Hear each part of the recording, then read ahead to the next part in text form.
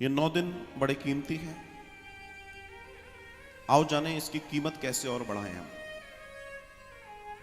इन 9 दिनों में जो लोग व्रतधारी हैं, जो लोग व्रत कर रहे हैं, व्रत करने के अपने अनेकों नियम हैं।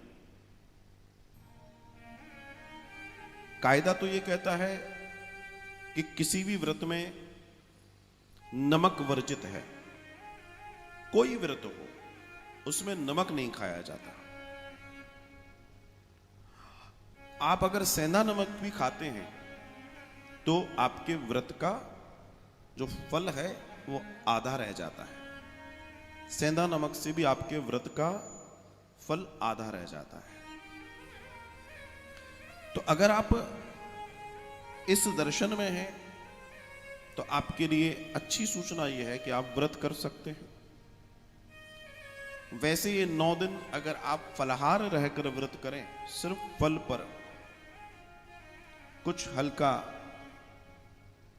आदि इत्यादि ले सकते हैं, जैसे खीरा है आदि चीजें हैं। फलों पर रहकर अगर आप व्रत करते हैं तो यह समय आपके शरीर के लिए बहुत बेहतर है। फिर बात आती है यथाशक्ति तथा भक्ति। आप में जितनी शक्ति है उसके अनुसार आप अपना भोजन पानी प्रसादी रखें, लेकिन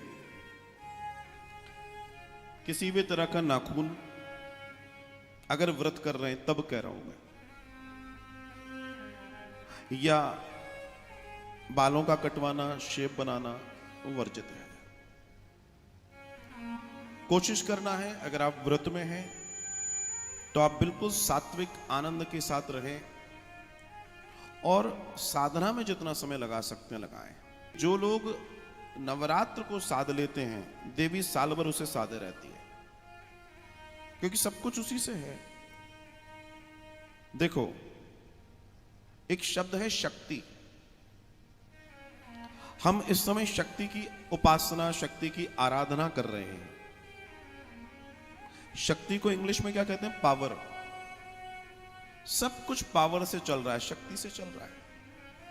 ये लाइट, ये साउंड, ये म्यूजिक, ईच एंड एवरीथिंग, सब जो भी आर्टिफिशियल प्रकाश हम जलाते हैं, सब करते हैं, कैसे हो रहा है? पावर से, शक्ति से।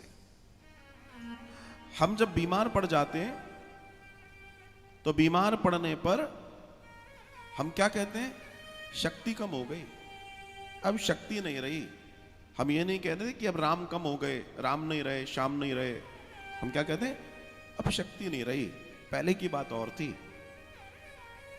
तो मामला शक्ति का है, इस बात को ध्यान रखना। ये शक्ति की उपासना का समय है। इसमें आप उपासना जितना कम खाएंगे उतनी आपकी उपासना और मतलब उत्तरोत्तर प्रगति करेगी। सात्विक रहिए, सरल रहिए, कम से कम बोलिए। और जब आपने रात में साधना कर ली तो आपके हृदय में, आपके अंतःकरण में मां का चित्रपट छप चुका होगा। तो सारे दिन में जब भी आपको समय लगे, 1 सेकंड भी मिल रहा है, 2 मिनट भी मिल रहे हैं, आंखें बंद करके पुनः उसकी चेतना में चले जाओ, उस जागरण में चले जाओ। यही आराधना का दर्शन है। ये नवरात्र जागरण के लिए है। जागरण का मतलब वो नहीं, वो जो आज अभी 9 दिनों में होगा, वो 3 घंटे वाला प्रोग्राम, वो जागरण नहीं। वो कोई जागरण वागरण नहीं है, वो तो सिर्फ मनोरंजन है। जागरण मतलब अपनी कुंडलियों का, अपने चक्रों का जागरण, अपने योग का जागरण, अपने सहस्त्रार्थ को एक्टिवेट करना, अपने 7 चक्रों का जागरण। इन चक्रों को जागृत करने का ही नियम है नवरात्र। पहले के 3 दिन 4 दिन अपने आप को स्थिर करने के हैं, इसलिए पहले दिन ब्रह्मचारिणी का दर्शन आता है। अपने आप को सात्विक कर लीजिए, सब तरफ से समेट लीजिए, सारी चीजों को भुला दीजिए और अपने आप को स्थिर कीजिए, अपने आप को कंट्रोल कीजिए। अपने आप को खान पान से बचाइए, तामसिक चीजों से बचाइए, बिल्कुल सात्विक हो जाइए। और जब आप इस प्रक्रिया में आ जाएंगे तो फिर धीमे धीमे धीमे आपके जीवन की नवरात्रि, और नवरात्रि के बाद आप वास्तविक दशहरा मना पाएंगे। क्योंकि इन 9 दिन की साधना को ही करके भगवान श्री राम ने 10वें दिन रावण रूपी महापापी का वध किया था।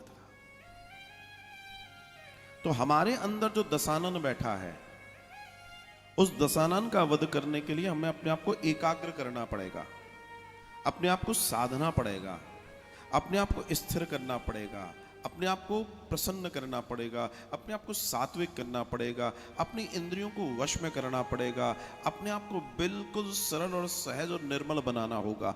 फिर देखिए आपके अंदर शक्ति का संचार कैसे होता है। आप स्वयं देखेंगे तो आनंद हो गया, ये तो कृपा बरस गई। और जिस पल आपने इस कार्य को कर लिया, आप देखिए अभी तक क्या होता है, हम सोचते हैं कि नवरात्रि का दर्शन मतलब 9 दिन बस हमने दिन में ये कर लिया, रात को खराटे मार के सो। नहीं, सॉरी, रात्रि ही जागरण है, ध्यान रखिएगा। और ये जागरण मुझे अन्यथा न लें, ये जागरण बहुत धूम धड़ाके से नहीं होता, ये जागरण शांत होके होता है। जितने आप शांत हो जाएंगे उतनी आपको प्राप्ति होना शुरू हो जाएगी। ये देवी की आराधना का समय है, इस शक्ति की आराधना का समय है। और शक्ति को अर्थात शक्ति को विजय करने के लिए आपको पहले अपने आप को स्थिर और एकाग्र करना पड़ेगा, ध्यान रखिएगा। कैसे होगा? जितना हम फलों का आहार करेंगे, सात्विक रहेंगे, चीजों को समझेंगे, बिल्कुल सहज सरल से रहेंगे, ब्रह्मचर्य का पालन करेंगे, अपने मन वचन कर्म से भी कोई पाप करने का प्रयास नहीं करेंगे, किसी का बुरा नहीं सोचेंगे, किसी का अहित नहीं सोचेंगे। इस समय जितना हो सकता है सब में परमेश्वरी का दर्शन करेंगे, और इस समय में अपने आप को उस परमेश्वरी का अंश जानकर अपने जीवन को जिएंगे। आप तो ये मानो कि इन 9 दिनों में हम मां की गोद में बैठे हैं। मैं सत्य कहता हूं, जीवन बदल जाएगा। इसे समझिए, इस समय बहुत कीमती है।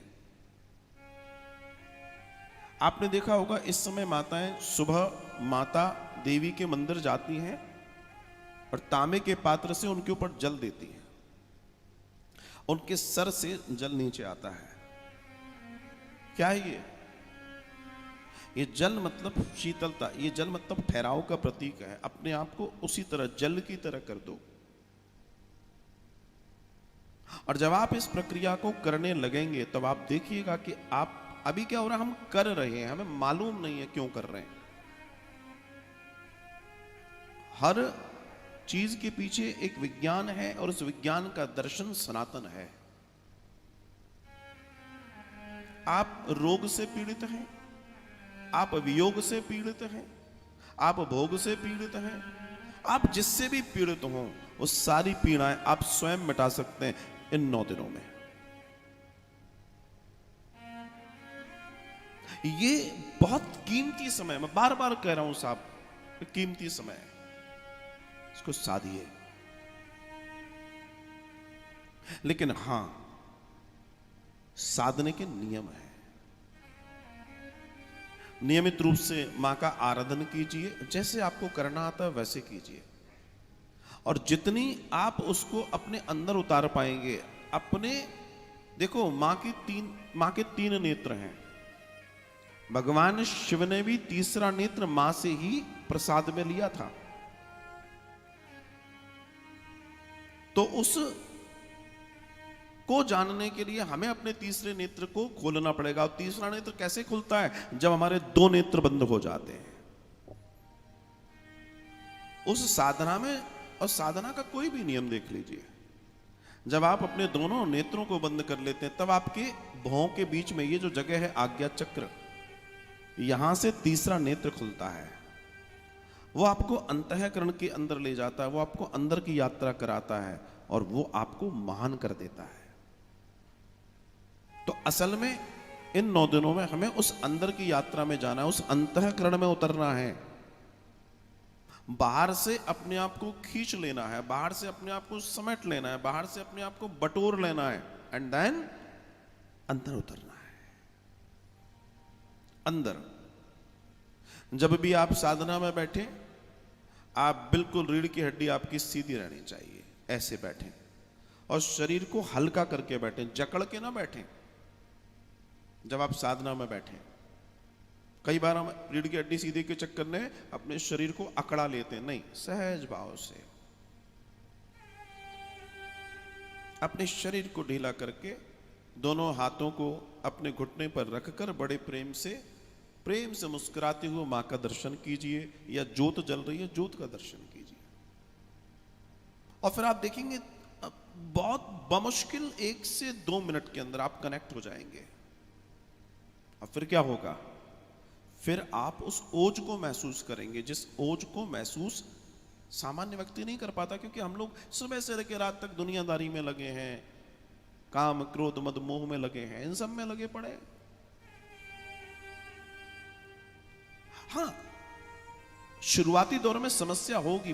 क्यों होगी? कई लोग मुझसे पूछते भी हैं, तो मैं एक ही जवाब देता हूं, भैया 24 घंटे, मान लो तुम 15 मिनट पूजा में बैठ रहे हो, तो 23 घंटे 45 मिनट तुमने जो काम किया है वो प्रभावी है, उसको छटने में समय लगेगा। और अगर आप उस प्रभाव से बचना चाहते हैं तो रोज प्रैक्टिस कीजिए। कई बार मुझसे लोग कहते हैं आजकल हमारा पूजा में मन नहीं लगता। कोई बात नहीं, खाने को भी मन नहीं होता कभी कभी, लेकिन फिर भी थोड़ा बहुत खाते हो ना शरीर चलाने के लिए। आप अपने नियम को मत तोड़िए।